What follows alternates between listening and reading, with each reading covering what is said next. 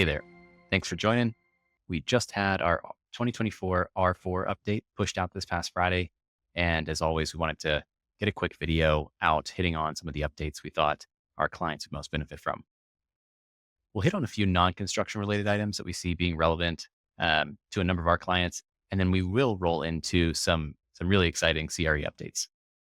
Just as a reminder, anytime we do have an update, we can come and access those review notes by clicking on this home icon here. It brings us to our home screen and we can see those release notes are made accessible here. We'll see that this is broken out by section. If I come into financials, we see a lot of our core modules here. There are also industry solutions here that break out things like our construction related updates, which we'll be focusing on today.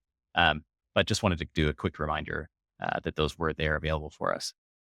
For our first item we'll hit on is the ability for our non-construction clients to be able to capture and track retainage in accounts payable and accounts receivable now. So previously, this was only available to our CRE customers. And I'll just pull up these notes here. Now, this has been extended to any of our clients that have either the grant tracking and billing or the project costing and billing subscriptions. With this, there is a little bit of configuration, which we can see detailed out here. But once done, we can then start to withhold that retainage at our purchasing and order entry records, which then flows through into our AP bills and AR invoices. And then from there, we can start to track and release that retainage as needed using this retainage area that we now find within accounts payable and accounts receivable. And this will follow kind of the typical retainage release process. If you are looking for information on just generally how it is that the retainage workflow operates, if you go back into those release notes, if you didn't spot it before, there is a hyperlink here where we can just jump into kind of generally how it is that we can track and release that retainage. For our second update, we now have the ability to send vendor payment notifications to more recipients.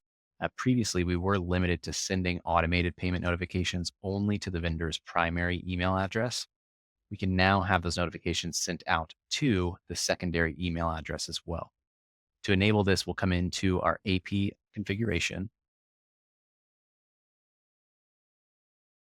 If I come into my enable functionality area here, we'll see that we can elect to pull in or include secondary email contacts in automatic payment notifications. Once done, our automatic notifications will go to both primary and secondary emails designated. Now, when those automatic notifications are sent out, it will first look to the pay to contact at the vendor record, which you can see within our contact list here. If that pay to contact is set to same as vendor, it will look to the primary and secondary email address at that first tab of the vendor record.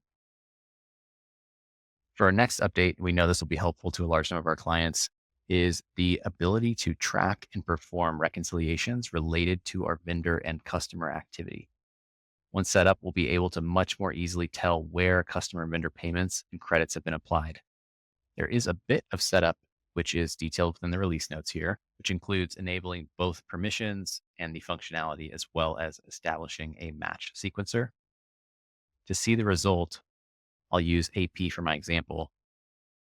We'll come into our vendor reconciliation report, which is new now. I've already gone through the configuration steps and populated some data for my A1 vendor here. And what we'll see is that we can now easily tell exactly which bill our subsequent activity is related to by looking at our match sequence. In this example, I can see that this credit and this payment were applied to this invoice as they have that matching sequence. All right, now to move on to our construction related updates. So for our first construction update, we now have the ability to, similar to our commitments, see change management directly within the projects record, as well as at our project contracts page. To see this in action, we'll come into one of our project records within my projects module here. And right away, we'll see that new tab up there at the top. As we come into this tab, we'll see that we have all of our change documents detailed with our change orders up at the top and our change requests detailed at the bottom here. This includes those that are in a submitted or pending state, So this will serve as a great research tool for somebody that's just wanting to come in and get a consolidated view into our change documents and kind of where those are at. This actually leads us to our next, albeit quick update. For anybody looking at the release notes and unable to find the change order tab, this one can be a little tricky as it isn't actually detailed there within the review notes. We do have to come into our project's configuration and enable this tab to be able to see it. And so when we come into our configuration here, and if we roll down, we'll see an area here where we can actually now more easily configure our project records and pick and choose which tabs it is that we actually want displayed. As we'll see included here is that change management tab options. So if you're looking for that, know that that is enabled here and made available.